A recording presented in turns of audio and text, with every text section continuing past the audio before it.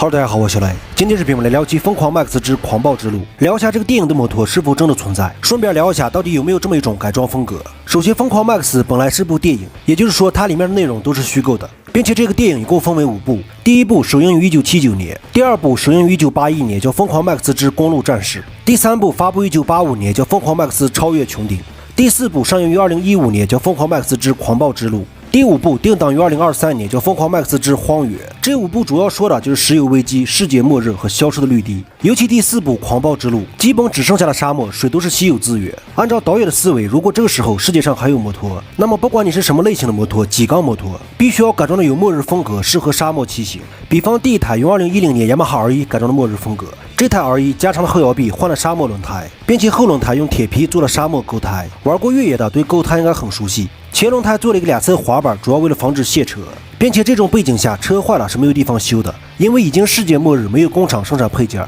第2台用的是宝马的 R80， 第3台它的原型车基于雅马哈 YZF-450。导演为了突出末日风格，包括缺乏物资，用铁皮加弹簧做了车座，煤气罐做了油箱，高压锅做了空滤，排气管用了减震器的筒子，包括2侧还用钢筋做了防摔。第4台它的原型车是雅马哈 XT660， 这台车主要作用就是拉些物资。它的后轮胎就是用的沙漠沟胎，油箱用布罩起来，主要为了防止风沙。另外一台它的原型车是雅马哈的 YZ450， 它的油箱用了保温壶的一半，2侧焊的钢筋为了保护水箱，用了铁皮座椅，雅马哈天王的排气。接下来这台别赛伦，它的原型车用的是皇家菲尔德，还有个跑得最快的刺猬车，它的原型车是本田精益1200，后座改装了一个婴儿车的头罩。前头用的是乌鸦羽毛和铁网，为了防止卸车，后轮胎也用了沟胎。另外还有台没有座位的摩托，它的原型车用的是 GAS 的特级450，它的油箱用的是一个灭火器。另外2杆排气，一杆是原厂排气，一杆用的是 GP 排气。包括还有台扔炸弹的摩托，它的原型车是雅马哈的 R1， 加长了摇臂，换了沙漠轮胎，加高了后座，主要为了扔这个旗杆式炸弹。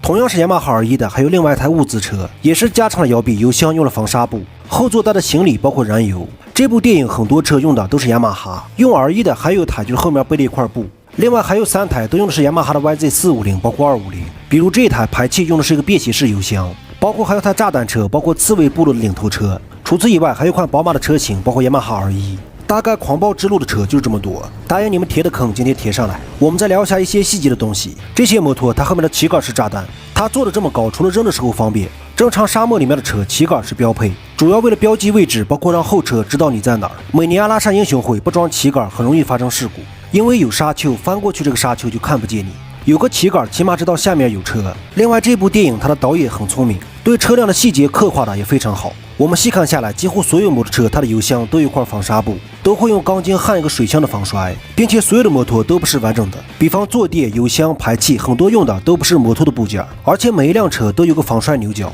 都是用的破布装载的行李，可以说将末日体现的淋漓尽致。也正因为这种细致，所以疯狂麦克斯已经成为了一种风格，在美国很多人会去效仿，那就说明这部电影非常成功。至于这种改装风格也是真实存在，说白了这种风格就是不管什么车尽量改成越野，改得破破烂烂、机械化，很有废土风格。目前公认的末日车辆是传祺的 KLR650。除此以外，美国的小孩也非常疯狂麦克斯，大家可别小看这些儿童骑的车，这都是真实的汽油车，可不是我们玩的电动车，并且看起来也非常有那个范儿，整的我都有点喜欢。接下来大家听一下真实的疯狂麦克斯摩托声浪。